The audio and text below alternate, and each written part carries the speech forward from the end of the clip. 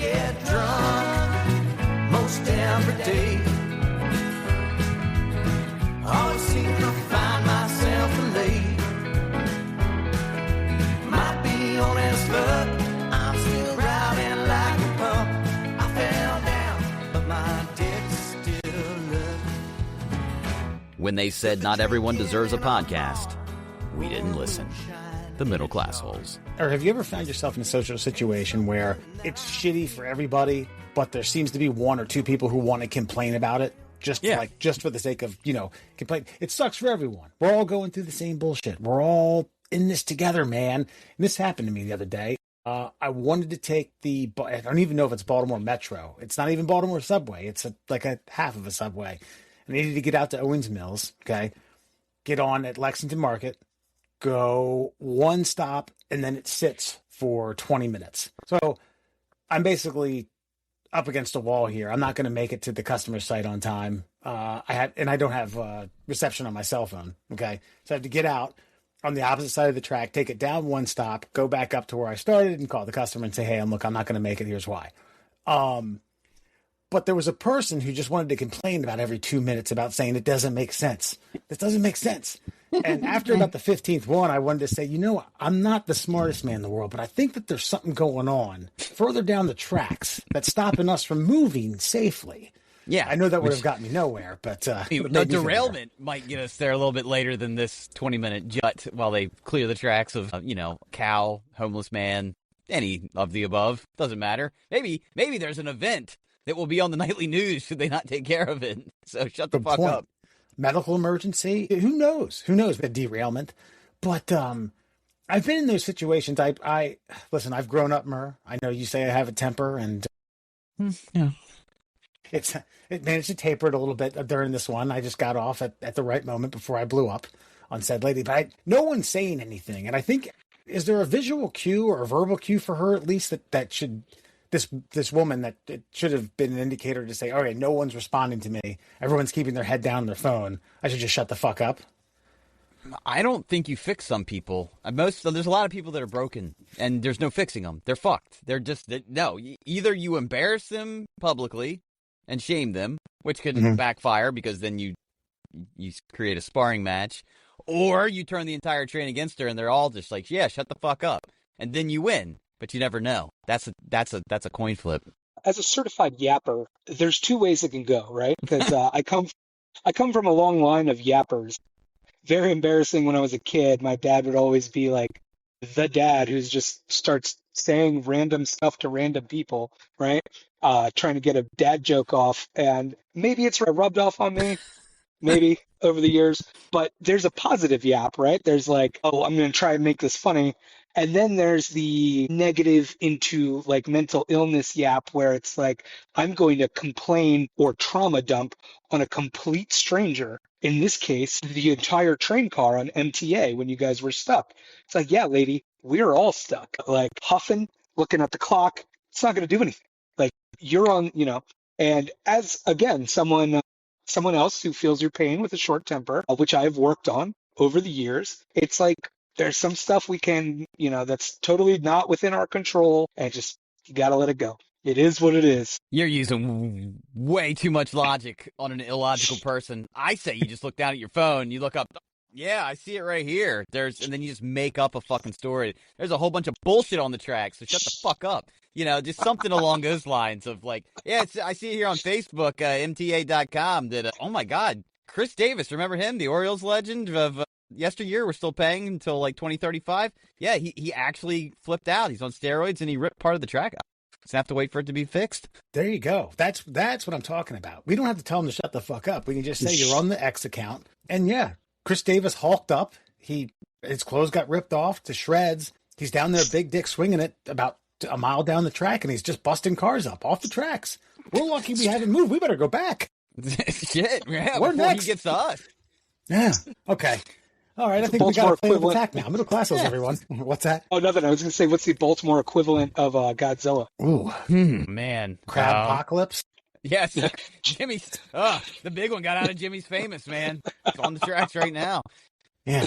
We're trying to get a pot big enough to steam him out of here. That's right. There's not enough JOs in the area that's going to Taper that monster. Woo-wee. Yeah, all you can eat. Anyway, middle class holes, everyone. Murr, Foxman, and McGinney. And in lieu of St. Patrick's Day, one of the greatest holidays that's going to bless us here in the next 4 to 5 days, depending upon when you listen to us, we do have a Irishman, half Irishman, albeit, on hand. And you value this holiday. You put this up there with the Christmases of the world, maybe next to Easter, wedged in there. Why is that? Listen, if there's anything I love, it's historically driving snakes off of an island. And, there's no reason why we shouldn't celebrate a real story every year of my life. So last name is McGinnis. I do not look like one. My dad kind of looks like the guy from the Lucky Charms box. We grew up going to the St. Patrick's Day parade every year in DC. There's if you go over, ask Rosa to break out the photo albums. She's got albums like this, 82 to 85, 85 to 87. There might be an addendum for spring and fall, but you can watch me grow. We can make a flip book through the St. Patrick's Day parade. But it's a good time. And so I'm very happy to be here on a very special episode of Middle Class Holes. Mm-hmm. Yeah. Now I'm a Euro mutt, German, English, and Irish. I've got some O'Sullivan in me. But yeah, I guess because my parents are fucking teetotalers, so they don't drink. And so I think because of that, I never really got to feel the full, birth, the width, the breadth of what St. Patrick's Day could actually be until I became of drinking age myself and then going out to the bars, fucking dive bars with cabbage and fucking just stews and shit. What was I missing my whole life, man? It's the funnest of all the holidays, that's for sure. Yeah. Also, I should note, Catholic school, K through 12, Irish Catholic, a lot of celebration every year, so, and people would still to this day, I've probably still got a relative who's disappointed I didn't go to Notre Dame. That's real mid-Atlantic Irish Catholic. They love to tell you they're Irish, even though it's like Native American, 1/16. Are ya? Are ya? Yeah. Well, let me ask you, since you're now our resident Irish expert, he's obviously not the saint of kicking snakes off islands. So what is he technically the saint of? St. Patrick? I thought he was just, the patron saint of the Emerald Isle. After all these years, I mean, is that it? I thought they all had oh, look at you. See that? This means it's a boozing holiday for you, and I respect it. So don't act like this is some sort of inflated holiday for any other reason than your dad liked to booze it up every now and again in D.C., which is perfectly respectable and fine. But the fact that we don't know because he's got to be the saint of something. They're all the saint of there's Saint Expeditus, who's the saint of timeliness and getting shit done. And there's a slew of saints that they all have a thing. St. Patrick's thing can't just be I get the snakes out the here, and just fucking moving on with life. That ain't a saintly thing. Hold on. Let me While he's grabbing this up, I'll have you know that I come from a family where I was told that we had 1/16 Iroquois in our DNA. After, I don't know if it was 22andMe or 23andMe or one of those. 22. I think that's a different test.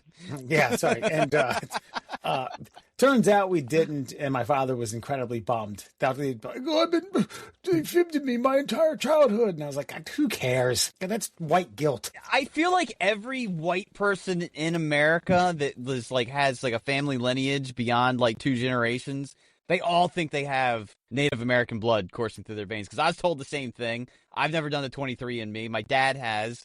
I don't think any Native American came back in him. It was all Euro mutt, like I thought it was. Right. And people back then didn't move around a lot, so it's almost disheartening to see a geographic region that 90% of your genetic code comes from, because that means there's probably a lot of, I don't want to call it interbreeding, but just say the gene pool wasn't that deep, probably in the 17, 18, 1600s. Yeah. Whatever. Listen, I'm not finding much here. Some scat. They're just saying so no one knows what. No. He's the saint of Ireland. There's the saint of finding lost stuff, the saint of sick missions. He's just the patron saint of Ireland. He brought religion to the Celts, and they made him a saint, I guess. And he drove the snakes out. Get rid of those goddamn snakes. Look, at the end of the day, St. Patrick, obviously the probably most well-known saint, the coolest saint. He's the saint of boozing it up and having a good time, and that's perfectly fine. But to call him the patron saint of a fucking geographic location is one of the lamest things I've ever heard. Because you can't pray to like you're having a bad day. I like the fact that he was the saint of sick missions. I'd like to be the saint of that. For what? Sitting on the train waiting for this lady to shut the fuck up and nothing. Just sick missions, man. Just snakes out, religion. Mission Impossible. Yeah. Snakes on a plane, sick 1. missions. There you go. Look, book it. Oh God. So I do want to take a little bit of time before we get to a list via BuzzFeed. A little sports section here. So where do we start? Do we pivot from the Irish and say thank you Italians for getting the Americans into the knockout round of the World Baseball Classic? I think so. I mean, I think it's pretty. I don't know, man. Here's my big question, because I don't pay enough attention to this. Like, has the world caught up to the American sport of baseball, or did we just really shit the bed? Well, I personally think I think that like the Japanese are just perfect for this event. All right. They've won more than any other. The Dominicans probably should win it every year based upon talent, whether or not, if they have the pitching. The U.S. this particular year, Scooball or not, just had and Scooball, I don't want to say that that's some sort of weird tactic or some verbiage that I'm throwing at you. That's the two-time reigning Cy Young in the AL pitcher who he pitched one game and said he was done. They should have steamrolled the Italians and been just a clear path instead of relying on them to beat Mexico or have Mexico win by 5 or fewer runs. I don't even know what the loophole was. Mexico would have won, but they had to score a certain amount of runs for us to get in. You can't rely on that bullshit. No, but I mean, here's the thing though, with America being what America is, like, for the most part, you got the proper paperwork. We accept one and all. And so you get all these guys here that play in the American or National League, the Major League Baseball, but they have citizenship to these other countries, and so good for them. Go play for your homeland, I suppose. That's fine. I have no problem with that. But I guess what I'm asking is, have other countries embraced the sport so much so that they've almost caught up to us, or is it that, all the best in the world do come here, basically get trained, and then go and play for their homeland? Like, I'm trying to figure out, like, why all these teams are so competitive at this point. Well, Italy is what you just described, because I think there's like 2 national-born Italians. The rest are of like Italian heritage. The Dominicans, I mean, like I said, just on paper, this should be their event. Absolutely. They should slaughter rule every team they play every fucking year. So I don't know what to say. And I will say that there's probably 6 to 7 guys in the U.S. who, are laboring some sort of injury that they just don't want to fuck over their season, or they're pending free agent. They don't want to screw over a big contract. But see, I disagree with that, because I'm actually grateful that like Gunnar is playing in this thing, because he's the kind of guy that I think this is a good tune-up for him. It's a little more competitive than spring training, obviously. And there's something on the line, and I think somebody like Gunnar Henderson needs to have something on the line in order to be turned on for the game. And we need that motherfucker tuned up, because as Orioles fans, we know that Gunnar is kind of the heartbeat of the team. If he's on, everybody around him benefits from it. And if he's off, everybody fucking seems to like kind of fall behind. So I'm grateful for that reason. I don't know, man. I don't care if we win this thing or not. I am concerned slightly the fact that we might be facing Canada for the big finale. Yeah, right. Because we did just fuck them over in hockey. And I feel like they're going to try to take this as like the, ha-ha, you stole ours, we stole yours. Like, I feel like America has to win this fucker. Yeah, McGinty, did you catch any of the WBC or any of it thus far? No, I have not. My sports watching has fallen behind ever since the Commanders weren't going to the Super Bowl. So I've been out for a while on everything. You've been out since like what, 86 or something? Yeah. Well, it's free agency again now. So clock starts over. It's our year. No. Is it? All right. Well, the Ravens seem to be they seem to be wheeling and dealing with teams around the league. Maybe you guys should call them up. Yeah. We I don't know if we've made any moves on these first 2 days. I think they've signed a couple people. I mean, I think everyone has signed someone. Yeah, Murr. Yeah. I'm wondering if DeCosta is going to get blackballed.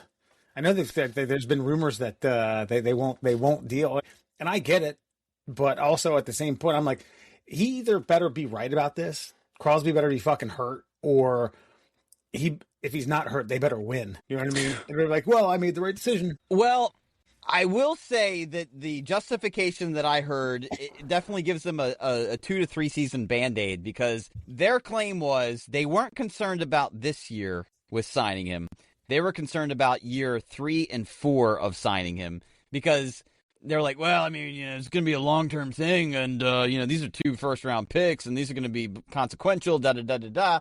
We weren't worried about him being ready for this season. We were worried about the injury nagging 2 and 3 seasons later. That's from what I've heard is the official justification. I think what happened was better deals came on the board as they were making the deal, and they were like, fuck that, we can get our 2 picks back, and fuck the rest of the league, who cares, we're not breaking any rules, and in-season trades will have to be our whip moving forward, which is fine, because Ravens drafts don't deal in the first round. Ravens drafts deal in dealing. And so I'm not worried about people blackballing anything about the Ravens as far as like preseason opportunities are concerned. This to me is like the game behind the game. If you had Madden and you were just simply playing like franchise mode where you're making like GM decisions, this is like next level 4D chess. Fuck the rest of the league. Because, unfortunately, Max Crosby's not going to get the money that he wants to go to another team. He's probably stuck on that team now. Everybody else made decisions based on the Ravens' decisions, and I feel like we won. We got a guy that's like maybe, 1B to Max Crosby as far as that pass rush is concerned, and we got to keep our picks. Yeah, I mean, you're getting so he's an A.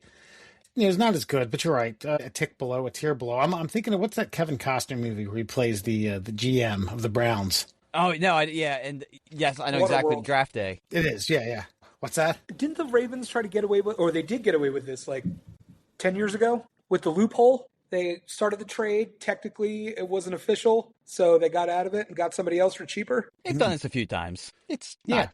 Yeah, we're becoming notorious for it. Let's just say the first time was a fluke, second time was maybe they were right, third time's like, all right, what the fuck's going on? Fourth time's like, all right, you guys are assholes. And I think we've officially entered asshole stage. I think that's why this is such a big story. This is tush push space. Sort of. Yeah, maybe a pinch. Yeah, the TO one comes to mind. That was his agent that fucked that up. That they were where he remember that they made that trade and his agent apparently fucked up the paperwork and they're like, oh, deal's off. Then he went to Philadelphia, which I think necessarily, I say we dodged a bullet. He would have murdered Kyle Bowler at some point. He would have just like shanked him in the shower. I'm done with you. Well, but here's my whole take on the thing, though.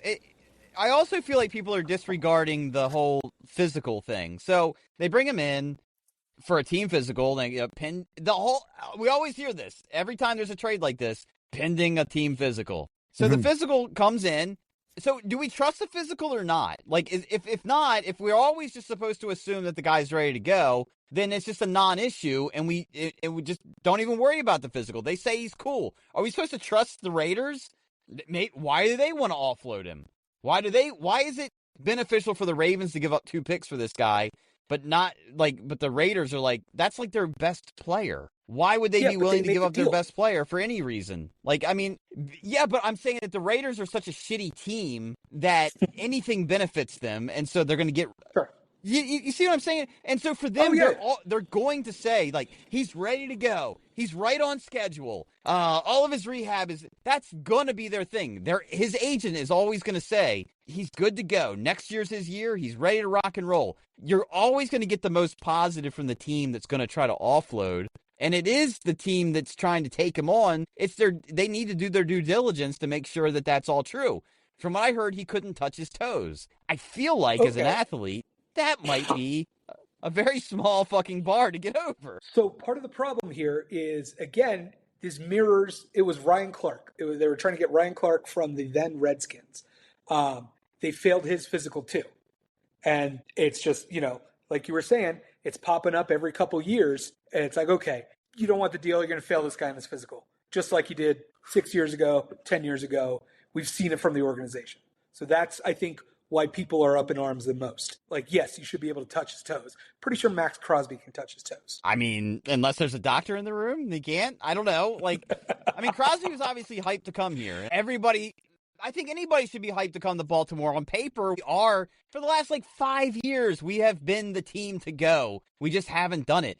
But as a Ravens fan, I will say, I'm a little biased here. But when it comes to we don't make hasty decisions in Baltimore, at least when it comes to our football team. And so I just, if it's not a guarantee, I don't see the Ravens doing it. I mean, you've seen the Raiders take, the Raiders, the Browns, all the teams we know that are at the bottom of the barrel. They all make hasty decisions but if it works, we're not a but if it works team. And so if it doesn't look like it's going to guarantee work, we don't do it.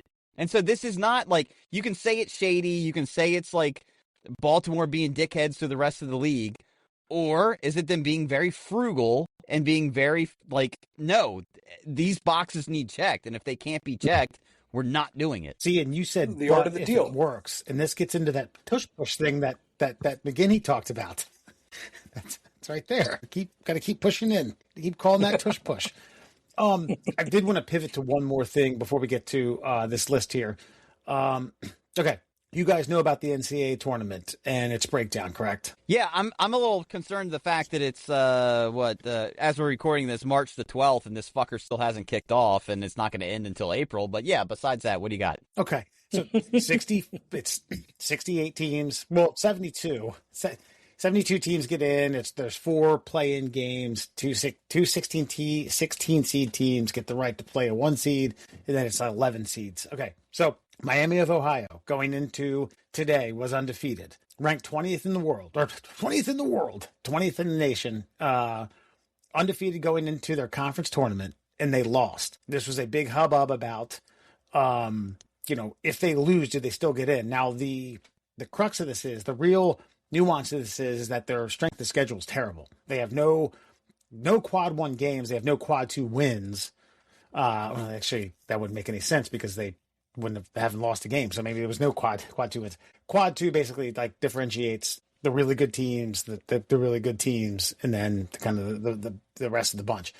They were the 7th worst schedule in Division I basketball in terms of strength of schedule. Okay, so they lose in their conference tournament. So it's not an automatic bid. They lose to a 16-12 team in UMass. All right.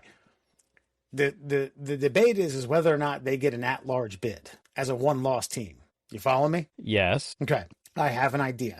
You have those 2 teams run it back in a play-in game in Dayton, Ohio on Tuesday or Wednesday. I mean, I'm fine with that, but I guess my question is, do they make their own schedule? Your conference, and then that's Miami of Ohio is a small school, so you have basically you try to get some bigger games early on. The athletic director and the conference has some say in that. I don't think it's fair to a team, because I think a team has some say, obviously, in some of the opponents that they face, but I don't think it's fair to hold a team accountable for how bad you think other teams are, because obviously Florida Atlantic a few years ago, fucking just on fucking fire. So, but if they faced a bigger team somewhere in the middle of their regular season, they would have considered Florida Atlantic a nobody team. Who's this fucking tiny school you're playing? And so I don't think it's fair to rate what's your fucking record? So a team with 1 loss gets in. That's it. I agree. I just think you should have these 2 teams run it back in the play-in game in Dayton. Why? An hour from Miami, Ohio. Why? Because you got a boner for it? That's fine. I don't care. I 100% do. 100%. I've gotten to a point in my life where I don't care what. You know what the UFC has done for the rest of sports is shown us that records don't matter. If it's good matchup, then it should be seen by all. That's it. So yeah, sure, run it back. I don't care. But I mean that's big stakes on the line for the winner gets in, no matter the other teams 16-12 you said or something they now win 17-12. So now what? So what? They win, they get in now. Yeah. That's just have them do it. Have them do it. Because because they try to make those games. I watch them. Okay, that's because I watch a lot of college basketball, and I'm watching the NCAA tournament. But those Tuesday and Wednesday play-in games, they're always at Dayton, Ohio, and they're always trying to feast on how can we make this palatable to the rest of the American public. This is it. A rematch of the conference championship of a team that didn't belong there against an undefeated team that everyone wanted to see. Fucking do it again. And it's an hour from that Miami of Ohio campus. It'd be like a home game for them. Yeah, it's fine. Whatever you want, Wes. You want it? You got it. If I'm commissioner of, I'm on the committee now. Put me on. I tell you what, now, McGinney, you don't know this, but like last year, I just realized it's going to be. I'm 1 year out, my anniversary of my vasectomy, and I got it done. I set it up for the first week of the March Madness tournament. So I sat in my bed with a bag of frozen peas on my balls for like 5 days, watching nothing but college fucking basketball. And I relearned after 40-some years how much better a sport it is than the NBA. It was fucking glorious. Won some money, lost some money, lost some sperm. lost some swimmers, gained some points. Gained a robust sex life. Great. A win's a win. That's the real Final Four. It's a love. Win, baby. Final two. All right. We're going to take a quick break. We'll be back with a list for you from via BuzzFeed about things that millennials share with us that make them feel like real adults. Stay tuned. You might have. All right, party people. When I say middle, you say class holes middle. Wait, what the fuck? All right, welcome back to the Middle Class Holes. Guinea, Foxman, and Murr. Tonight we bring you a list, and it's, quote, feels like I really made it. I made it, everybody. Look at me. Coming from BuzzFeed, millennials are sharing the little things that make them feel like they finally arrived. And I'm feeling so much better about myself now. So is this like adulthood? Like you've made it? This is like a sign that you're not in your parents' basement anymore. Right. And Murr is not a millennial. Murr is a Gen X. Both McGinney and I are Xennials. Okay, we kind of have that, that Venn diagram where we're a little bit of both. And by the way, I am I've always struggled with this because I'm like the last monkey in the barrel of monkeys holding on to Gen X because like I'm 1979. I might actually fall into like the earliest Xennial category if there is one. Nobody knows what generation I really am. I see that I'm Gen X sometimes. I see I'm Xennial. I see I'm part of the lost generation. So yeah, it's a weird spot to be. But my brother's Gen X, so I've always kind of fallen into that category. Yeah. Then I don't know, but McGinney, do you have any statement on where you stand, what party line you have? I think it's been a funny one for our, we've been everything in between, right? Gen X doesn't want to claim us, and we don't want to really be claimed by Gen X because we used to get bullied and beat up by them. They were a little older, a little more sour than us. And I certainly don't claim Gen Z or, anything below millennial. For a while, millennial was even insulting. But, as I skewed always on the, the higher side of things, I'll take Xlennial. Yeah. Because we get a little bit of both. And that's what will be our X-Men thing. I'm Xennial.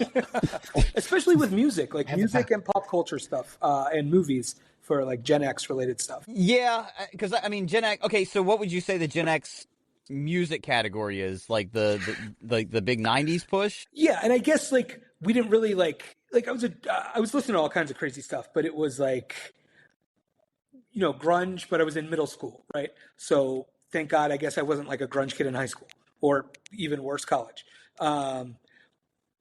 Like electronic music as well, that young, getting into that, like kind of like, never mind. I'm not going to start naming DJs, but yeah, don't do that. Yeah, it's a good idea. Yeah, wise choice. I know what Murr doesn't like. That's a very Gen X choice of yours, not to name DJs. You would never.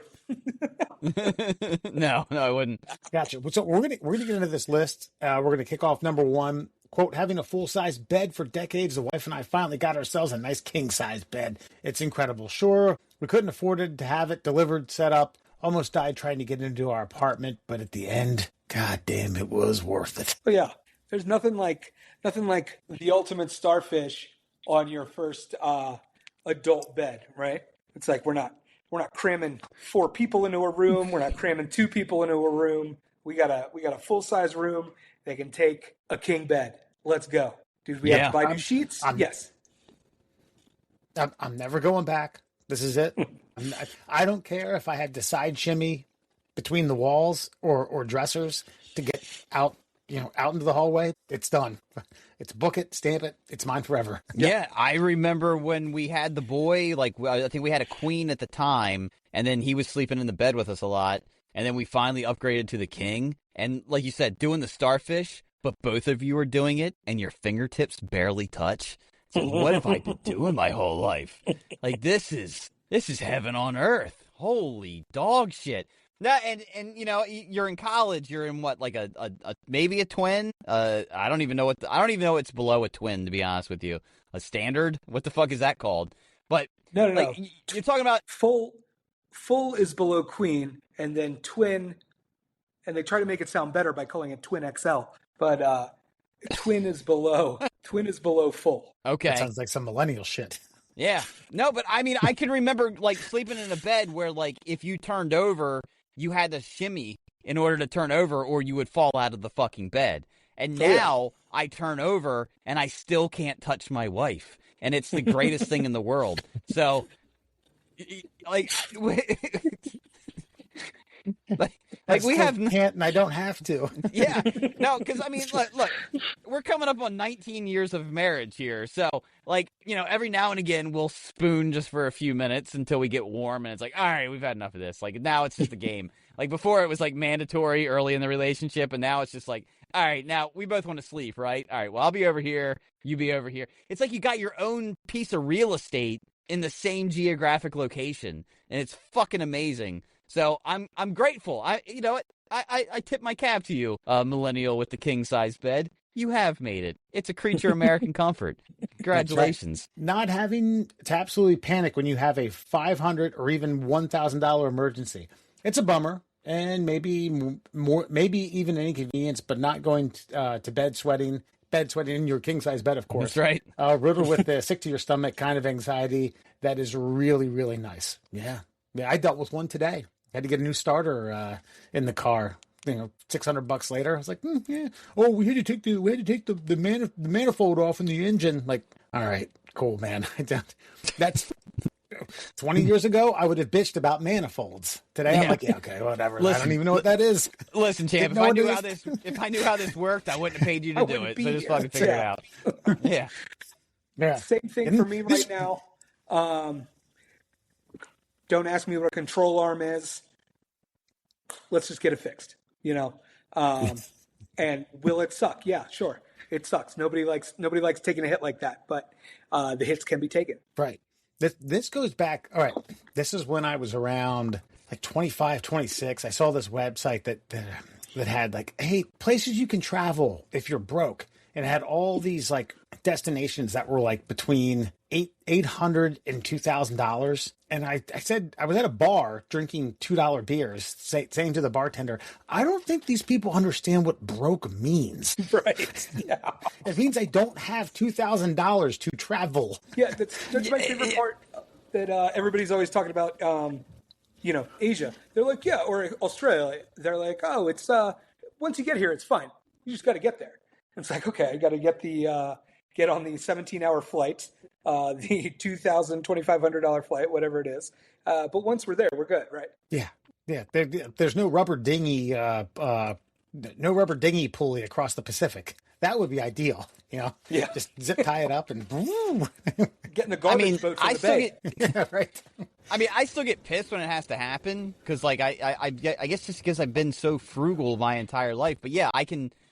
Listen, guys, I own a Tesla, all right? So I can afford a rainy day fund, okay? If we need a new washer tomorrow, I'd be able to go buy it. I'm cool with that. But it's just that sense of security that, like, I won't have to skip a meal if I need to, like, replace, like, I have to call the plumber tomorrow for a toilet that fucking absolutely drenched my entire bathroom floor. Like, yes, there is something that I'm a man now. I'm an adult. I don't have to, like, pick up an extra shift at the pizza shop just to fucking make sure I can pay this one bill.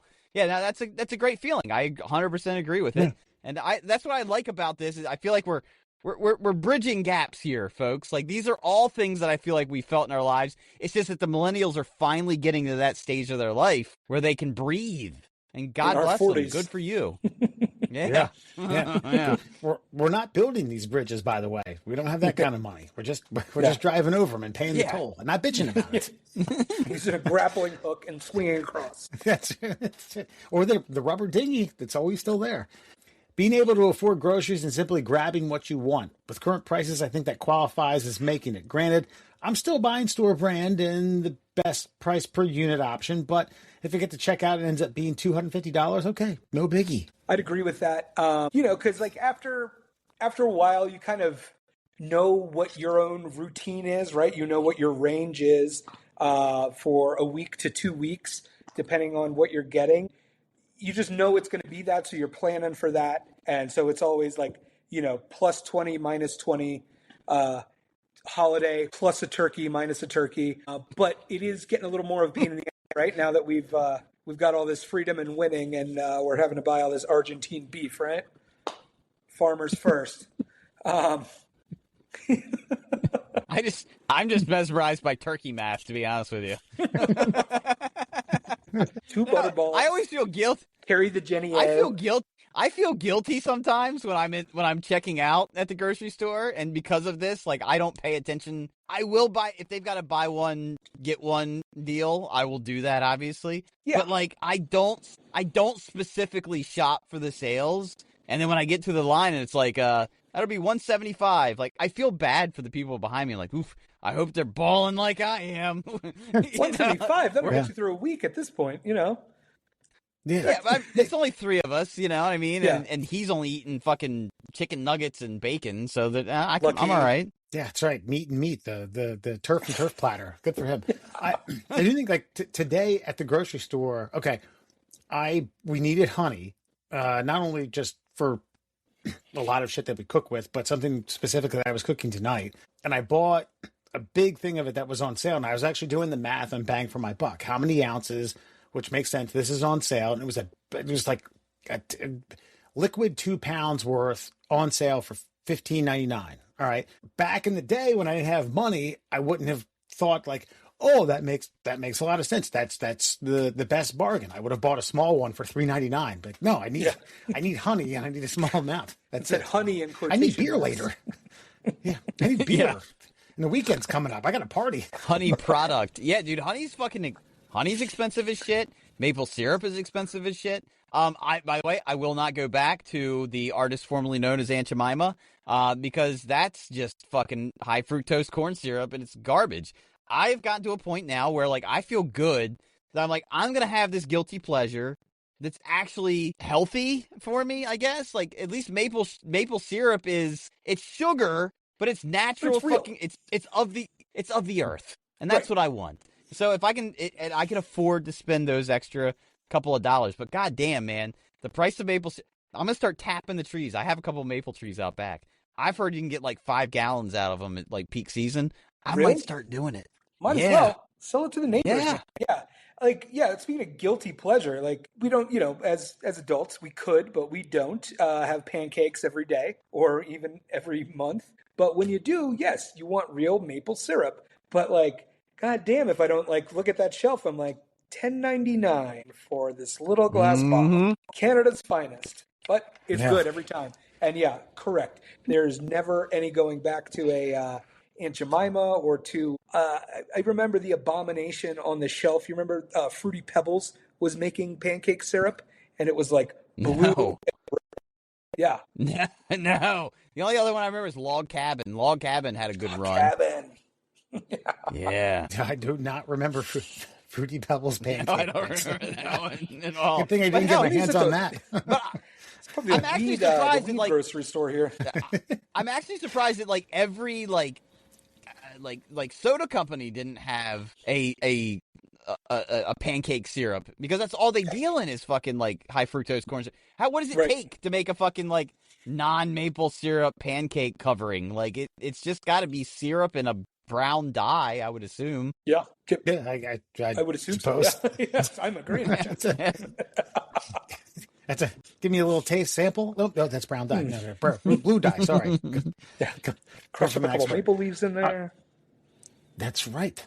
I'm considering paying a service to trim a large tree instead of doing it myself. Making it to me is being able to pick these battles. We talked about this last week in moving. This is under that same line. You pruning. Well, I think there's a difference between pruning a tree and whatever this person hired them for, because they're right. And I'm struggling with this because I come from a family of do-it-yourselfers, and we will risk life and no pun intended limb in order to fucking save money. Like we will create, me and my dad, and my brother, we would create our own harnesses to like get 15, 20 feet off the fucking ground to take a power tool up. It's not just DIY trimming. It's DIY harness building. Okay. Yeah. It's whatever it takes. It's whatever it takes to get the job done. And I feel like I have finally gotten to a point in my life where I've called a few Amish folk. Now, I'll find the bargain basement fucking like professional to come out and do it. But yes, finally having the financial ability to hire someone to do something that would have cost you 3 to 4 weekends and potentially a hospital visit. Yes, that's making it. Correct. That was going to be my point, was you got to weigh the hospital visit or getting the job done the first time. And I will say I struggle with that too, because I am from a long line of indoor men. So in my middle life, I have some hang-ups about that. And I want to be handier, especially now that we have, the manor. But there's a fine line, like Murr was saying, there's a fine line between pruning and do I really need to call the arborist if my ladder goes this high? Yeah. But luckily, Mayor won't let that happen. So just get off the ladder or call the tree guy. Good. I can still reach. But Alan Fox didn't know the fine line between pruning and what needed to be done, because when I was in trouble, I had to do what was instructed of me. And this is like maybe when, I don't know, my dad was born in 45. Is it baby boomer? Oh, yeah. Yeah. I felt like when he made it is when he first hired an Amish guy to do home improvement stuff. He was like, nope, never hiring anybody else. That's it. I'm fucking that is a Maryland rite of passage. I like that. We purchased a couch, and it's the first one we didn't get as a random hand-me-down. Couches, Everybody? I still don't understand them. I don't know why they cost so much. I don't know, Oh, yeah, that's true. They're big, right? But it's just like $5,000 for this? Unless True. It's like, one of those leather, like vibrating, reclining couches. But of course, that's dude think, right? I'm like, that should be expensive because that's cool. But it's like these like couches that don't even look comfortable and like sometimes aren't comfortable. Yeah. You want how much for them? And it's like, I don't know. I cannot get on board, but yes, there is something to be said about the pride of a brand new piece of furniture, right? But also in this consumer-driven world we live in, isn't it nice to use something that's already here? We got plenty of used furniture stores. I agree with you, but like the fact that my butthole is going to be the first one that accidentally like rubs up against like the cushion because nobody's home and I'm naked doing things that we won't speak of. Like there's something comfortable about that, and knowing that you like the fruits of your labor has afforded that for yourself. Yeah, that's a point of fucking American pride right there. Because I just 100%. bought my first couch. My first couch, I think 8 years ago, was the first time we ever had one that was ours. Not like, hey, we're getting new furniture. This couch is in really good shape still. Do you want it? Yes. Like this was the first one, and I feel like maybe that's what you're paying for. If we're trying to figure out the price of couches. No cats, smoke-free house. Yeah. Yes. God. That's fun. Someone is 43 who's never bought a new couch, And obviously, I think the tides are going to turn here when we eventually move. I think I do have to draw a line somewhere because, okay, I never want to have a family room. Okay, an area of the house that's only for what company that you have over for cocktails and hors d'oeuvres for once a month, once every other month.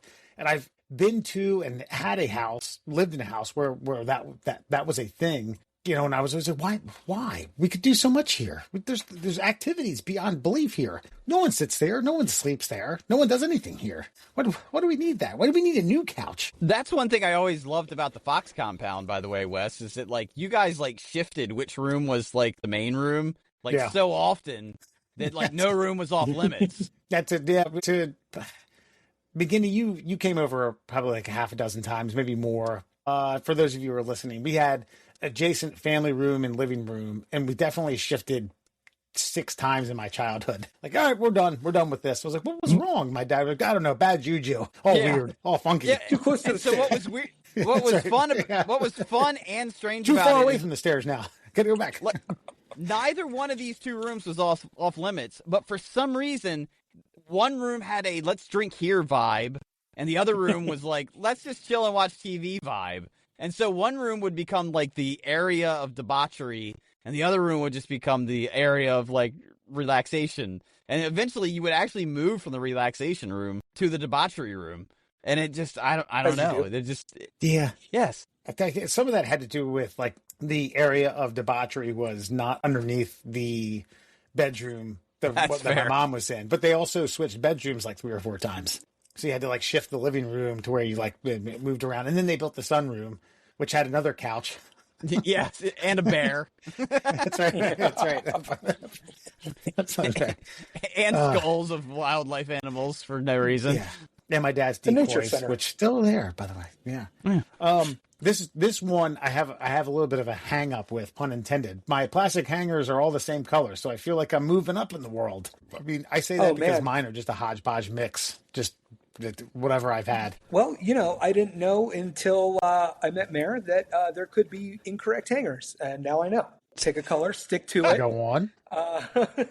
No, I used to be the same way, but hodgepodge of all hangers, and I had hangers from Macy's, hangers from the dry cleaners, all kinds of suit hangers, not holding suits. But yeah, now they're all one color, and I guess it looks a lot better. Yeah, but I think this is a gender. They hang the clothes. This is a gender specific issue, in my opinion. Like like men and women are different, and I throw nothing. Something's always got a use, so I have a hard time throwing anything out. So yes. Whatever, I get it. I've seen there's also like apparently you can go a step above that. You get the velvet hangers. Now the velvet hangers, like, apparently they don't leave creases and marks in the clothing. I don't care. I don't hang anything up. That's not my department. I give 2 shits about hangers. Do they do the intended purpose of like taking clothes and putting them on a rack? Then they work. So yeah, this one doesn't really appeal to me in any way. And the only thing that I've ever you have the hangers that have the flat, I'll say the top that's like a 30-degree angle, and you have some that have like the little rivets in there. I just don't put my sweaters on there because if I do, what I found out was that I have those little bumps around like the shoulder blade, so I'd have to like put water on them and let it like dry off. You should be to reduce them. Putting sweaters in your cedar chest, Wes. That's right. It's my brand spanking new cedar chest that sits adjacent to the king size bed that we have. You're right, that I can't wiggle around. Oh God, I got to grow up. Going to a restaurant, looking at the menu and ordering whatever the fuck I want without worry of cost. I will say, I have been to a couple of fine dining restaurants where I look at some things and I'm like, ooh. Yeah. Do I want a $75 fucking T-bone? Yes. Maybe I ought to get like the $30 or $40 plate. I could order the $75 one, but it is nice. It is nice to not have to constantly vet everything that you're drinking, every appetizers that you get, every dessert that you get. Murr, you have a child. I don't know if he has a taste for the finer things in the world. You just said chicken fingers and bacon. So if we go to a restaurant, we ask if they can do a side of bacon with a side of fries, and if they can appease that, then yes, we're good to go. No. Okay, for example, I went to don't want to make you jealous here, but I went to Buffalo Wild Wings tonight.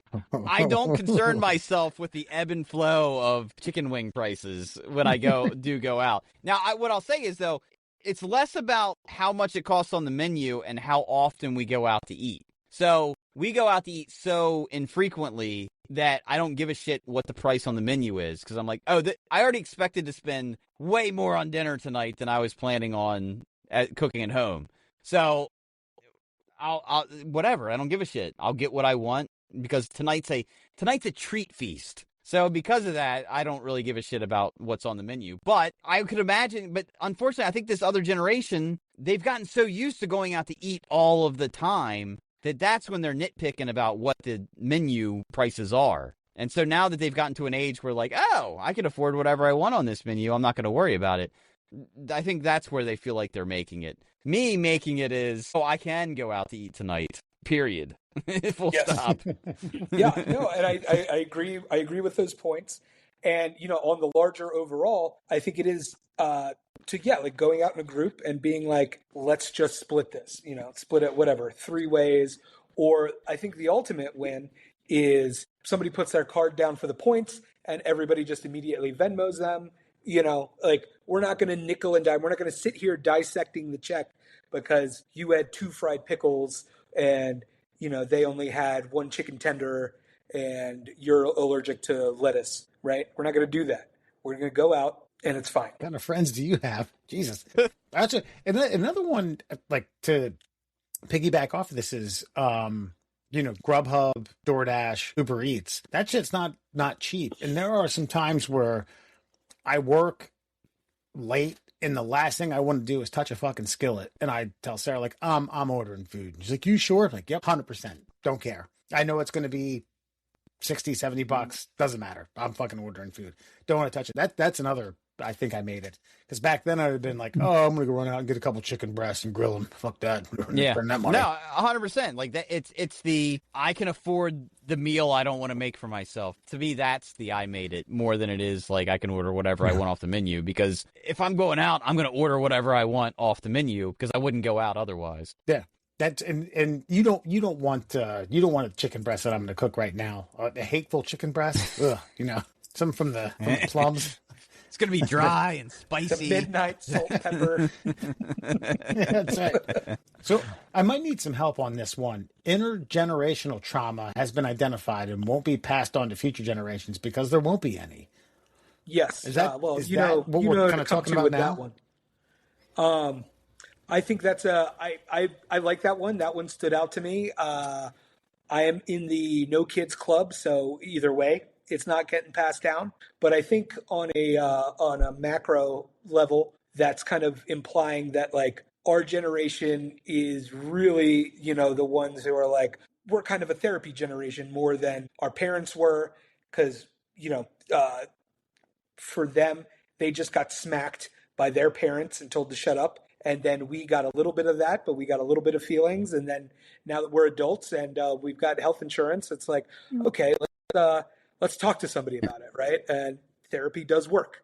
And, we've had to make those steps that our parents didn't or frankly wouldn't or couldn't, you know what I mean? So that's, I think, where that ending the intergenerational trauma and, continuing cycles that were passed down to you from, well, this is how it was done, and this is what my dad did to it. Like, it doesn't have to be like that. You know what I mean? We could talk to somebody about things now, and there's no shame in it. Oh, I've thought about this pretty heavily. Like, my grandfather was in World War II, and there's my dad, who was a baby boomer, who got no emotional support from his father, who was in World War II. And then before my grandfather, you're talking about, like, Tennessee Hills living motherfuckers. Like, so now we're all aware of how, like, emotions affect people. And even if I'm not a perfect parent, there's definitely occasions where, like, I'm starting to get on him about something. And I'm like, whoa, whoa, whoa, whoa, whoa. You were his age once, right? Yes. And you wouldn't want to be talked to like this, right? Right. Okay, so maybe you shouldn't talk to him like that. Correct. All right, buddy, listen. And then we'll have a conversation about it. Now, there's times where, like, I mean, the iron fist has to come down because, like, the human animal is still an animal. But understanding that the human animal is affected emotionally by all of these things automatically makes him better off than I ever was. And so, yes, I think that we're all aware of our emotions. I think you can go a little too far to the pussy side of things, and you can make really pussified human beings. But I think recognizing that you're also traumatizing a person and making them, like, wildly incapable of, like, tapping into their own feelings. Knowing is half the battle, okay? Thank you, G.I. Joe. Like, we learned that. And so I think knowing is going to make this next generation much more emotionally available to themselves to recognize what their problems are. Correct. Well, that's well put. I feel like if I could have channeled an inner Alan Fox to listen to this just for a little bit, that'd have been good. I think I kicked him back to heaven just for a kick. Like, all right, see, you heard that? Get the fuck out of here. Shifting gears to a little bit of a lighter-hearted, I feel like I made it moment. A buddy and I got $40 worth of quarters to beat the Ninja Turtles arcade game. I love that. I love that so much. And we're watching I don't know if it's happening over there. We're seeing a resurgence in arcades out here. Granted, a lot of it is not the original cabinets, right? Like, because that, to me, that's always been like, Big was one of my favorite movies when I was a kid. So I was like, when I'm an adult, I'm going to have a full-size arcade, right?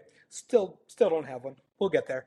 But I think it's like, yes, we can have this. We can spend the $40 in quarters to do this. Or, on another note, which we're seeing, we could have this in our home, right? People have those custom cabinets that come preloaded with 1,000 games.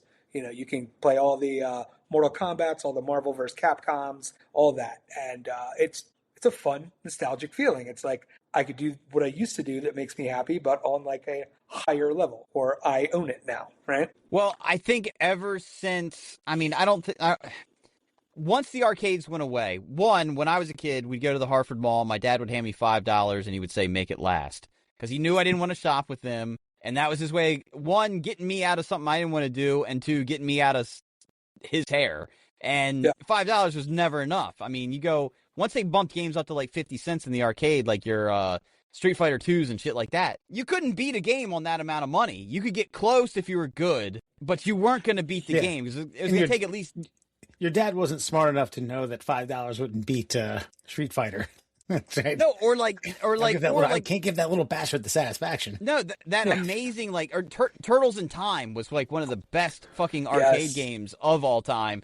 Yeah. And you couldn't, I think the most I ever got on a $5 bill was to, I can't remember the guy's name, the guy with the brain in his fucking belly. Right before Shredder. Krang. Right before Shredder, man. Belly brain. Got it. You could get all the way there, but then just to watch the fucking 10 seconds click off the screen and be like, anybody want to continue? Anybody? Yeah. Anybody want to take over my game? And then the heartache of that. And then to know that you can now afford to go in and economically destroy the game, giving two shits about where your skills are now at the ability of the game. That's a fucking feeling of like, yes, absolutely, I fucking made it. See, if I could do it again, I would have done the X-Men game. Yes, love that. That's game. another good like one. Six players. Yeah, man. Yeah. Who was your guy? I was a Nightcrawler guy. Oh, very good. I was a Colossus guy. Of course, Wolverine kid. Yeah, Wolverine was a good pick, but like Colossus had this thing where like you could he would pump his metal up and it would fucking shoot this blast out around him. And by the way, I just have to say, get all Chris Davis. Yes, you get all Chris Davis up, rip a fucking railroad track off the ties. Cyclops is now finally getting the due that he's always deserved, and I hope to God in this Avengers Doomsday movie that James Marsden gets to fucking go as far with his character as he's always wanted to fucking go. Goddamn, Cyclops was a great character. Oh yeah, underrated. Yeah. Agreed. That was one of my favorite. Was and is one of my favorite knocks on a referee. If you had one more eye, you'd be Cyclops. And by the way, I think something people fail. But this is something I do when I do two things. When I'm walking down a hallway, I always pretend I got the Wolverine claws out and I'm scraping the hallway, the edges of the hall. I know I'm probably slightly autistic on this one. And the other thing I do is when I see like a bird in the sky, I'm always like pew pew. Like if I had Cyclops eyes, think about it. If he could see it, he could hit it. that's a fucking great fucking mutant power that people don't realize. Like, it's not even about aiming. It's about, can you see that? Yes. Then you just hit it with your eyeballs. Right. That's it. Especially now because all the birds are, well, the pigeons. They're all drones. Yeah. They're all drones spying on us. Yeah. Keep that in mind. So Murr, I'm gonna throw this one to you because you picked this one, or actually all you did was throw me the ones you don't want to talk about, which is fine. Buy nice matching cups instead of random plastic cups. Was there a day when you had plastic cups stacked in your cupboards? There was a day when Maria bought a matching, just the set of glassware, and it all like looked the same, and it all just fit into the cabinet, and they all stacked perfectly. And there was no like, oh, this cup's bigger than this cup, so this cup goes inside this cup in order to stack it in here this way. No, it was this uniformity of, if somebody comes over, if I have company, everybody's going to have the same cup. It's going to be some Indiana Jones thing. Like, pick whatever you want. Yeah, like you weren't going to get the 1985 fucking California Raisins cup mixed with this came with a growler I got at the local brewery. It's a pint glass. You have that one. I can see you debating with your wife. Look at this thing. This is nostalgic. California Raisins. That's me. Oh, we didn't throw them out. I'm just saying, when company came, we didn't have to use it. Bottom shelf. Yeah. Yeah, my stuff got moved to the bottom shelf. But it's like, how would anyone know I was in New Orleans in 2016 without this engraved cup? How would anyone know I didn't win a soccer tournament in 2011 in fucking Norfolk, Virginia? Yeah. Come on. I will say the greatest glassware that Maria's ever bought me for my birthday one year. She got me I don't even know how to describe it, like the beer collection. So she got me like it came with like a goblet. It came with like I don't even know what you call it, like a long for like lagers. Like it was almost like a flute. A water glass. A pint glass. It came with like 5 or 6 different types of glasses that you would use for very specific beers. And that's when I felt like, oh, here we are. Like you get an IPA and like a goblet. Like it looks like a wine glass, but it's like fat at the bottom. It's a snifter. Slender at the, yes, like a giant snifter. And I was like, oh, this is how the high and mighty live. I understand now. Snifters might just be one of these. I own snifters. Look at that. Well, no, like you would use a snifter. I was going to say, I got on the glassware front, one quick story, a made it like adult story. We have this Mayor's mom had given her this really cool, beautiful, like 70s bamboo tray with this graphic of this like lion wearing a crown and gold inlay on the thing, and we just think it's cool, right? We're like, this is really cool. And then I'm at a liquor store one day, like a little local bottle shop, and a lot of the ones out here, what they also like to do is sell vintage glassware. Some might say people have too much disposable income if we're just buying classic barware. But I did a double take, and it was that same logo on a set of glasses, of like rocks glasses, with the lion, with the gold, but it was on glass, and it had like the gold rims on the glass. Same artist. I bought them right away, and I saved them, gave them to Mayor as a Christmas present. I was like, we've got the set. This is crazy. That was a cool glass moment as an adult. Yeah.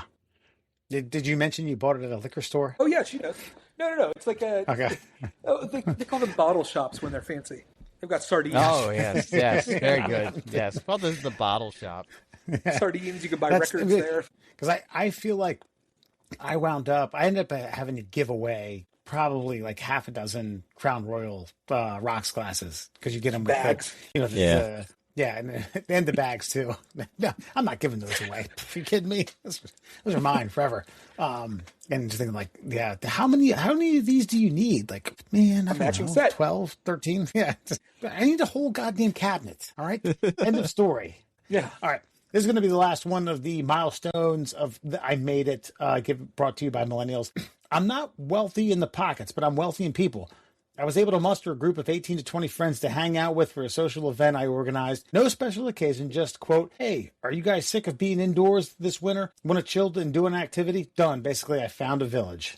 And yeah, no, that's, that's, I've done that and I love it and I enjoy it and I will continue to enjoy it until I have no more breath in my lungs. Yeah, that's got to be number one for me. Wes, we've known each other a long, long time. I'm still trying to not look the gift horse in the mouth. People don't hate me. And I feel very lucky, very non-denominationally blessed to have a good circle of people around where it's not that hard to, get everybody together for something. And I've gotten to carry that out here where to Colorado, when I maybe had 6 people I knew when I moved here. Perfect case is we do a party called December 29th. We've done that for the past 3-4 years now. And it's in between. It's no pressure of Christmas, no pressure bullshit of New Year's. It's just in between. And if everybody's in town and not traveling, let's go. And it turned into like a little like happy hour to a dinner to, it was our engagement party. And then this past year, we did it at one of my favorite dive bars. We got our buddy to DJ, got a couple banners up and everybody else is like, what's December 29th? And we're like, let me tell you. So it is, hey, brother. I count myself lucky to, be able to do that and have great people around. And that is, I think, real wealth, right? Besides dollars. Not to go into the negative here, but maybe this is the Gen X peeking out on me. I'd like to parse that number down by about half, because I feel like when you get to 18 to 20, I feel like you got some hanger-oners or some not deservings out there. Like, I mean, and by the way, God bless you, Wes, because I wouldn't be invited to nearly anything if you didn't exist. Because me, that helps me sleep at night.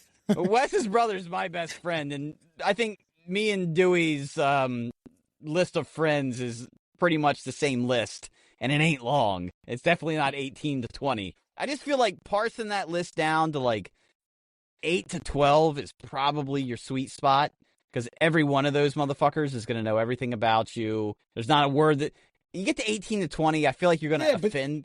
You're going to offend somebody. You might be getting into like significant others. Friends. So if you have plus ones, wives. Okay, the wives don't count though. Okay, if you just your buddies. Wives don't count. They're included, but they don't count. Like I don't know. Like I just feel like I don't think I could have a personal one-on-one relationship with 18 to 20 people. Like maybe that's just me being the recluse that I am, the anxiety-riddled, fucking traumatized Gen Xer that I claim to be. I don't know. At my bachelor party, when I had like 16 people there, you were yapping it up with Gyro and Raxon. You were no. I can listen. I can hobnob in clutch time. I can hobnob with anybody, but I am not comfortable. At the beginning of the night, I am the most uncomfortable person you'll ever meet. By the end of the night, yeah, I'm fine. But and that's where the real magic happens. End of the night, because that 18 gets whittled down to 5 or 6, and then that's. I know, but I feel like the magic should start from the fucking gun if you're really talking about like quality relationships. I don't feel like you have to warm up to anybody throughout the evening, and I feel like if you got that many time. No, the party start with a starter pistol.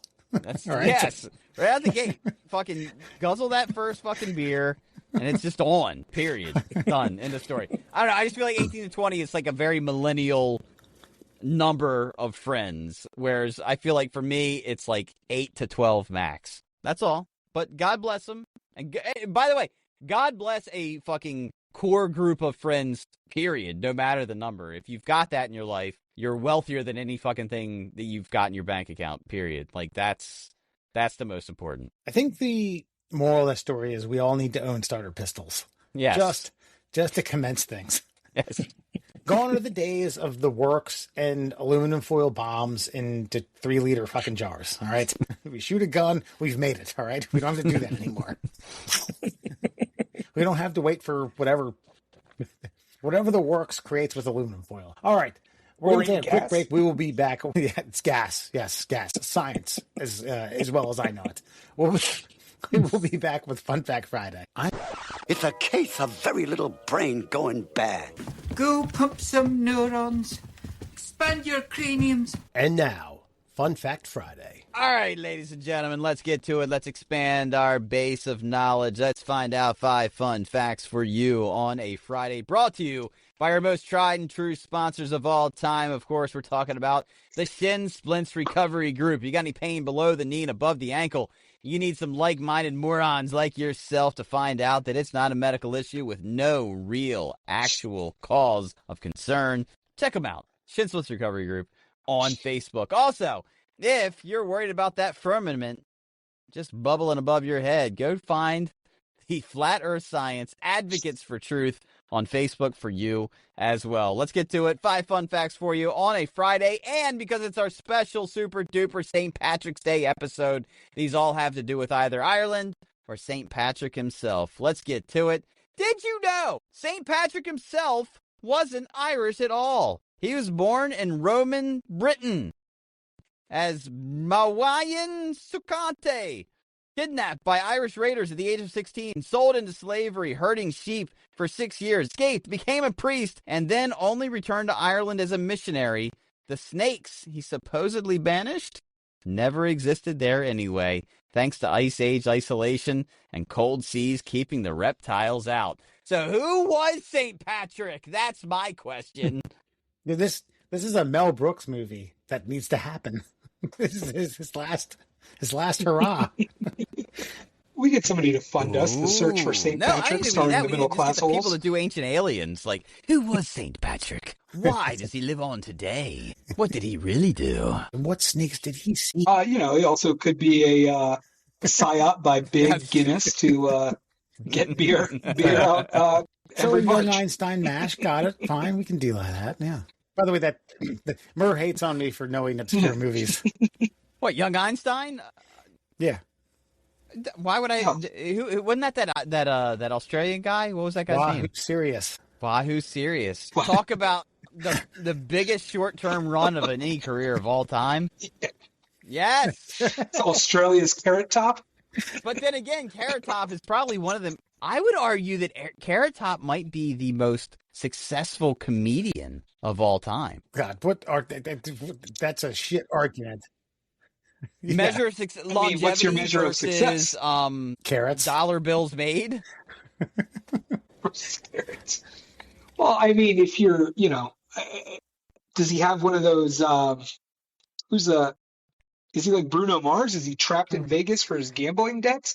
Can he leave Vegas? I mean, don't get me wrong. Like, Wayne Newton had something, good going on, right? Like, there must be something to being the big fish in the small pond and keeping your 20-year residency alive, right? When we were youngins, Carrot Top was on every late night show. I would say like once a month for 5, 6, 7, maybe even a decade. His show was wildly successful. Nobody thought he was unfunny. He became the butt of comedians' jokes because I think he was so visible and he was so recognizable. Then he gets his Vegas residency and has pretty much kept it for probably, I don't want to exaggerate, but I would say he's on the better side of 30 years than he is on the lesser side of 30 years. So he's got name recognition. He's arguably funny. And his bank account's probably pretty fucking substantial. I'd say that's a successful comedian by any fucking stretch of the imagination. All right, if you're in Vegas and you got your choice, the theaters are across the street from each other. Are you going to watch the Carrot Top show? You're going to go watch the search for St. Patrick. Well, I feel like Carrot Top might be built into your hotel stay anyway, so you might go check that one out. I don't know. Carrot Top show. I've got to admit, even though I'm the star of my own St. Patrick's show, I feel like if I don't go see Carrot Top, I missed a part of Vegas. Yeah. Did you? Yeah. How about the Frankie Valley cameo? They just wheel him out. The animatronic. Put him back in the cryo tank after.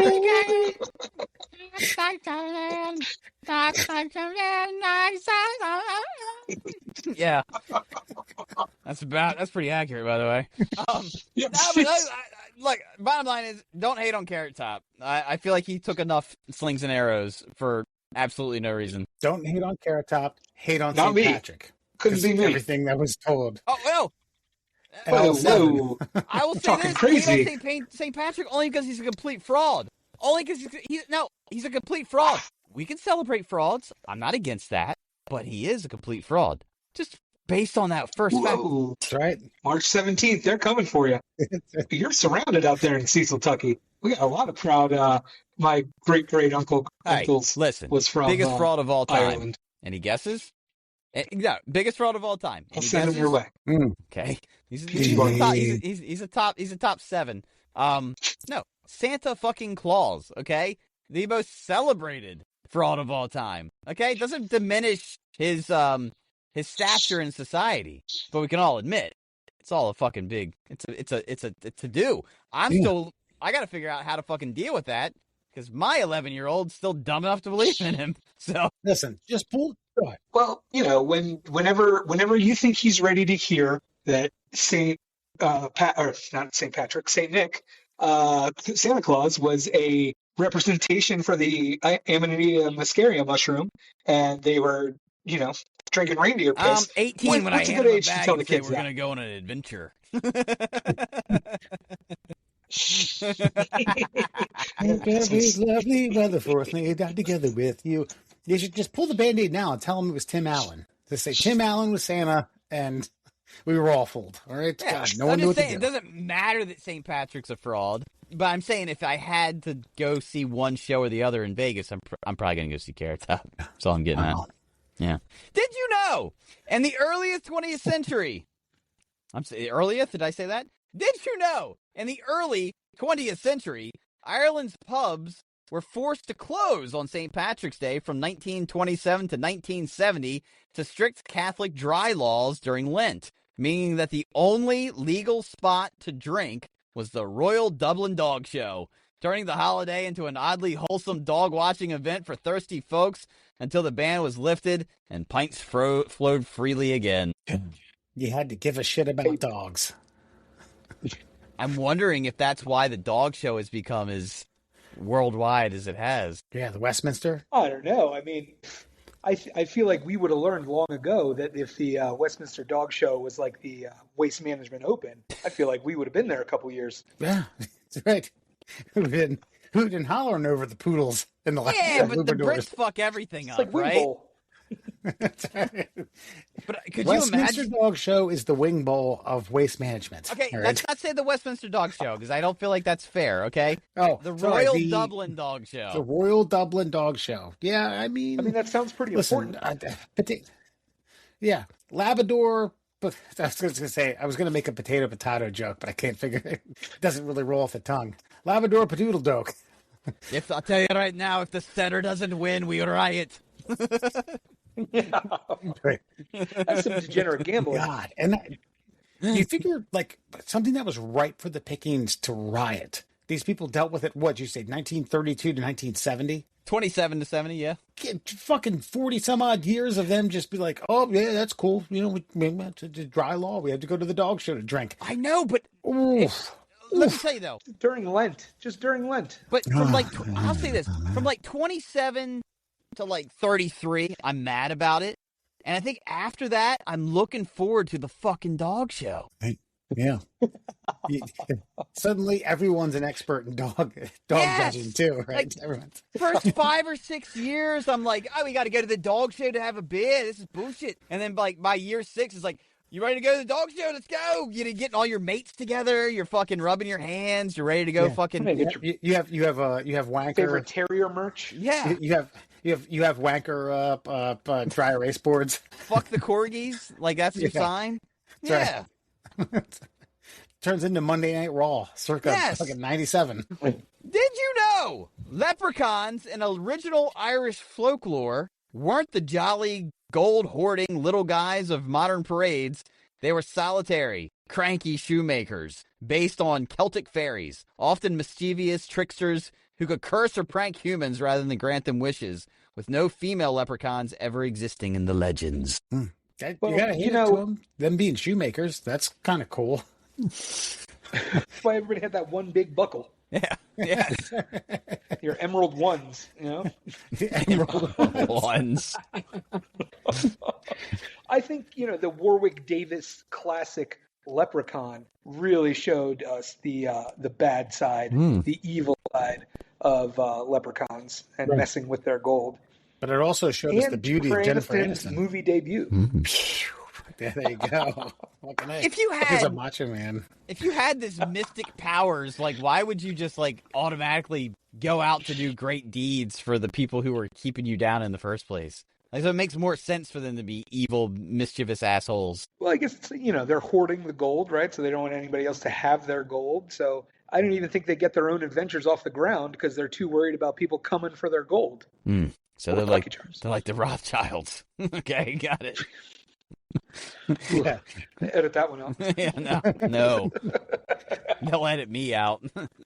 Did you know the first St. Patrick's Day parade wasn't in Ireland? It happened in Boston in 1737, organized by Irish immigrants in the American colonies, while Ireland itself didn't hold its first official Dublin parade until 1931, over a century and a half later. Yep. And Doug Flutie participated in that, I heard. Really? But he was replaced by Rob Johnson mid-parade. Hold on, we have the last 400 feet, which are the most important. Get out of here. Yeah, get out of here. Get out of here. You're too small for this. Motherfuckers. Beginning, one thing you'll learn about me is I love Doug Flutie, okay? Mm-hmm. Oh, I did not know that. Oh, with a passion. Most underrated, most shafted quarterback in the history of the NFL. Murr also theorizes that while he advertises for Nugenics, that he doesn't take Nugenics because he has to take a supplement to make him not hard. Because he's a fucking stud all the time. He's a goddamn thoroughbred. Goddamn right. 6 to 12, 24/7. He has to make up for all that money he was shafted getting sent to the fucking CFL all those years. I don't blame him. Winnipeg. Beautiful in November. I don't start my day without my Flutie Flakes. Oh, you mean the cereal that raised money for autism before anyone cared about autism? Yes, you're right. That's the cereal, I mean. Yes, yeah. By the way, you all are That's the one. You're familiar with Goodwill Hunting? Them apples, yeah. Yeah, Andrew. Did you? Yes, shake I'm your head? familiar with Gil. What? Who's not? This isn't fucking some obscure movie with fucking Cuba Gooding Jr. and fucking.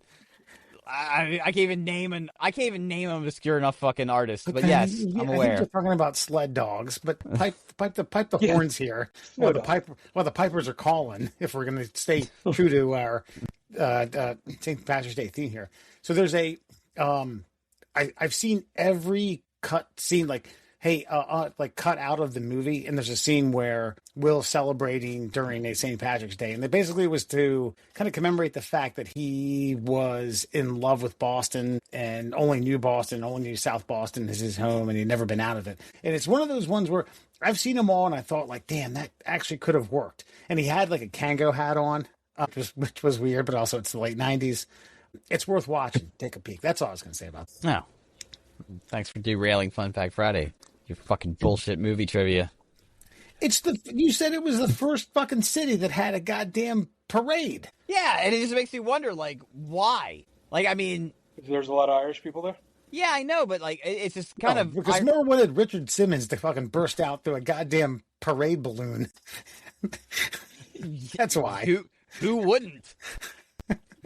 No, but like the fact that the Irish in the colonies were more ecstatic about being Irish than the actual Irish. It's kind of ironic. I mean, but I get it. Like it's a longing for the homeland. I understand that. Like, Yeah. you know, and so you sell it. Well, here's an example. When I moved out of Maryland for the first time, I became my sports fandom grew exponentially because it was a treat to be able to see the Baltimore Orioles on like a nationally televised like game. It's a treat to see the Ravens on like a nationally televised game. So it's like when you moved to Delaware. No, when I moved to South Carolina. Oh yeah, that's right. Sorry. Yes, you did. Sorry, my apologies. Yeah, so like it was like, oh my god, Dish just so.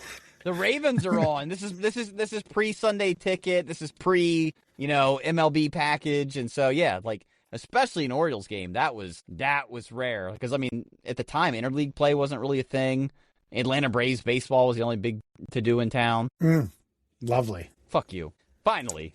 Did you know, in the remote Irish village of Doolin, County Clare, locals once held an annual St. Patrick's Day goat race where participants raced actual goats decked out in tiny green hats down the main street, complete with bookies taking bets and the winner's goat getting a pint of Guinness poured over its head as a blessing. The tradition fizzled out in the 1980s due to animal welfare concerns, but old-timers still swear it was the most chaotic and hilarious parade Ireland ever had. You know what? A revision of this should be that coupled with the hill race with the wheel of cheese. But not the wheel of people, cheese. Not people, goats. Why don't you just pour a pint of Guinness on the goat's owner's head and just fucking bring it back? Like, what? No. Do you think goats care? Goats care that they run? You think a goat cares a pint of Guinness gets poured on its head? Let's be honest here. Shut the fuck up. You know, maybe they were like, were they whacking the goats to get them to run? I don't know that little detail. Maybe there were some problems we didn't know about. Were the goats lactose? Goats are dicks anyway. You go into a goat pen, they're gonna fucking headbutt you in the dick. That's what goats do. So you swack one on the ass a little bit, make them run a little faster. They don't give a fuck. Come on, man. We give up so much fun off of like perceived I don't know, intolerance of some kind that shut up. We run the world. Run, goats. Goats do attack kids at petting zoos, and I think that's funny. Right? That is hilarious. Yeah. Yes. Kid fucking, because a kid can't really run all that well. Yeah. And aesthetically, it looks all foolish. And what do we say? Catches up and. Oh, that's just what goats do. Okay, Yeah. well, fuck a goat. Then a goat once a year can run for me for fucking pride. One goddamn day. Yeah, we're good. We're in agreement. Friend or foe. There he is. Close enough to PA. Couple goats, right? Goats are fun, dude.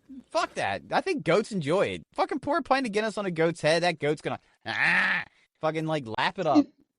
That seems a lot more fun than goat yoga. You know what I mean? Is that a thing? Oh yeah, that's a thing. Oh, yeah. Especially Goat yoga. Especially where old McGinney is. That's a big thing. Oh yeah, yeah. So- There's specialized. They're like, oh, Sunshine Farms is going to be here with their goats this time. There's competing goat yogas. Yes. Are the goats participating in stretching, or they're just wandering around? So they're basically wandering around while you're trying to zen out, which seems counterproductive to me. But If I'm there's certain positions that you can put the human body in that apparently a goat is fascinated by, and then will stand on top of you. So if you are in pretty hilarious. downward dog position, a goat might be like, "Oh, that's a slant I would like to stand on," and they will get on your back. Cool. 70 pounds. did 70 not know pounds. that. Yeah. No, these are baby goats. Oh, okay. That makes it better. Yes, somehow. I would just say, God bless capitalism. That is all. And that is your Fun Fact Friday. Today, before you go, as we round out this episode of the Middle Class Holes, we want to bring to you something that's near and dear to Andrew Murr's heart, and that's daylight savings time. So a bill might pass that might make it half daylight savings time. It would become permanent under the new bill. So I don't want to bore you, but basically it's going to be a half hour rather than the hour. We're going to spring forward, but half forward, and fall back, half back. Murr's stance has been that we don't do any of this. Actually, we have a 24-hour clock, but Okay, that's two different things. That's two different categories. First, I'm conflating arguments. You're right. I don't want to. You're right. You're absolutely right. So, correct me. So, back in the year 2005, I joined the broadcast community, and that year since, I have been promoting the Spring Forward 30 minutes and Leave It Alone. And so this has been a 21-year endeavor on my part. Everybody's called me a fucking moron, a fool, an idiot, a dumbass, moron, Goat. nincompoop. And finally, someone has jumped on board with me saying, because this is what's happened. An hour seems too much for Congress. It just seems a bridge too far. The full 60 minutes. And everybody's so this is the compromise within the compromise. Everybody wants this done. Set it and forget it. The Ron Popeil of the fucking clock. Let's do it. But nobody wants to fucking commit 30 minutes is perfect. And I'm just so grateful that someone has finally come to their fucking senses and agreed with me, whether they heard me or not, that this is the right way to do things. Yeah. According to this article, you have the medical world behind you. Dr. Karen Johnson, who says that a half hour would be less harmful than a full hour in terms of your sleep and some sort of biannual changes. So wait, hold on. So is the deal, it would be sprung forward a half hour and that's it. We're done with it. Yeah, and it doesn't matter. You can spring forward, you can fall back 30 minutes. That's it. It's the same thing. So one or the other. Then we're never changing it again. And then we're done. That's it. That's what time it is. That's it. I'll take it. And then we tell the world we're done, and everybody agrees, and then all the clocks set themselves, and then henceforth, forever and ever, amen. Well, there are places that don't observe, the change. Germany, Listen. Arizona. I know not a lot of people agree with the man that holds the office in Washington, D.C. right now. This is the one fucking time you don't fuck with Donald Trump. And when he says, we're falling fucking back 30 fucking minutes, you goddamn agree with it. Period. End of story. I feel like the length of stance that Murr has had on this, he might have a cabinet position open for you, bud. Yeah. on the dumbest issue in America. And by the way, everything I just said about the man of lost time. and everything I just said about the man in the White House, he would be the man to give me that fucking position. I listened to a radio broadcast of his 21 years ago. He's amazing. He's phenomenal, despite what he said. Probably one of the smartest minds in the country. We should listen to him. Listen, you don't have to listen to a man for a long time to understand that he has a huge penis, and this man has a fucking massive wiener. Huge wiener. His wife's very pleased, very happy. I know wieners. I know. I'm about that. This is a good one. I'm the best wiener observer you've ever met. So, I mean, okay. I guess like kind of a minor friend or friend. So, walk me through this. There's no falling back after this, right? It's done. We changed the clock. No matter which way you want us to fucking cut the clock, Wes. You change the clock and it's over. Period. We're done springing and falling. And I feel like 30 minutes, anybody who wants to says, but my kids will be out at the bus stop and it'll still be dark outside. Be like, all right, well, we're going to do it 30 minutes. And they're like, well, the sun will be rising, I guess. Little Timmy can get fucking fine with it. We keep whatever gets us more light at the end of the day. That's what. But see, that's the thing. When the people can't agree, okay, we King Solomon this motherfucker, and we have the fucking baby, and everybody gets what they want. Half hour. Except for the lady with the baby. I guess she doesn't really get one. But either way, point is, we split it, and that's it. We split it and forget it. Yeah, I mean, listen, the government agreeing on one thing ever could be tight. So we'll see. And listen, the pessimist in me could say, we do it and it doesn't work, and you try something else. How will it not work? We don't know. I'm just saying. If it doesn't work, we could go back. We could turn back time. We could fucking Marty McFly this thing. All right, fucking. Yeah, thank you. Goddamn. Yeah. I was trying to mix Cher with fucking Marty McFly.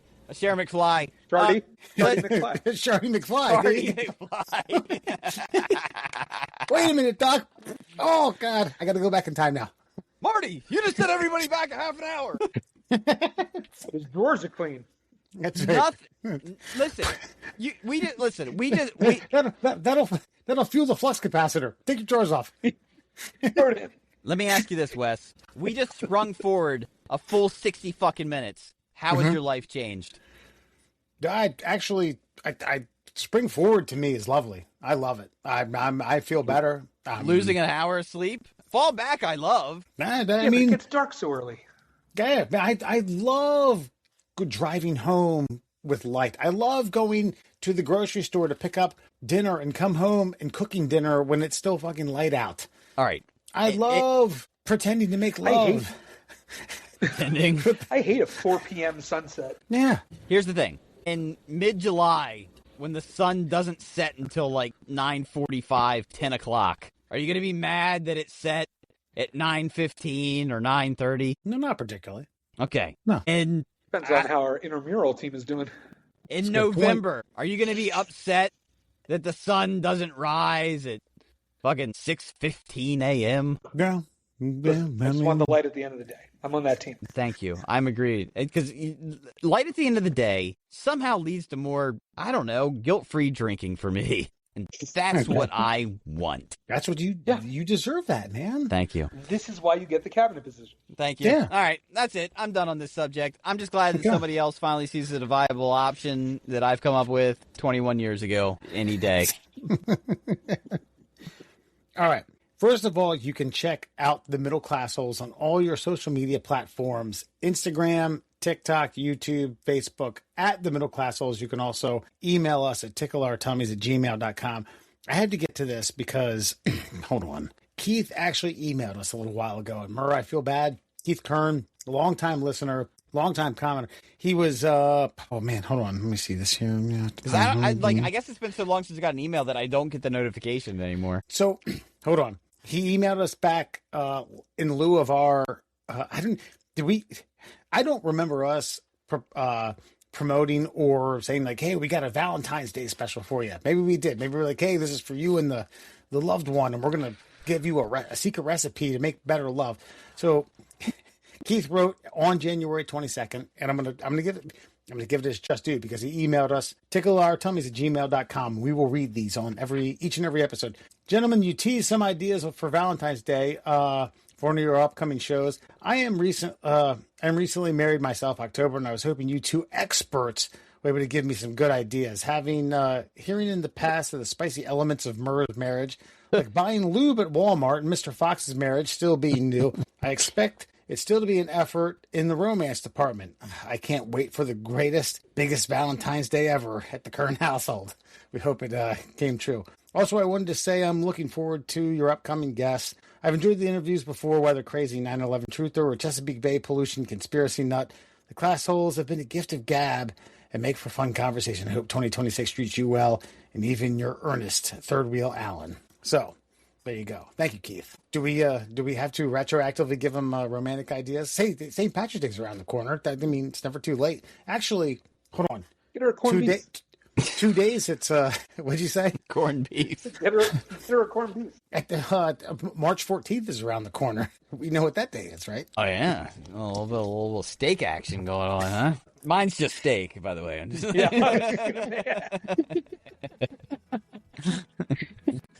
Don't eat it all. Save some for lunch. That's right. We've made it, Murr.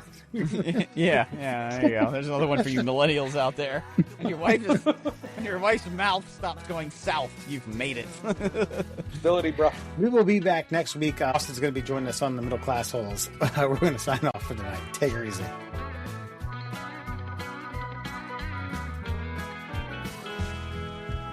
Well, sometimes I may need a hand when I'm just too drunk to stand. I don't need your sympathy, keep your judgment too.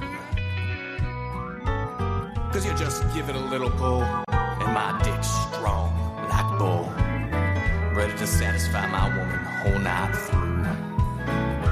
I get drunk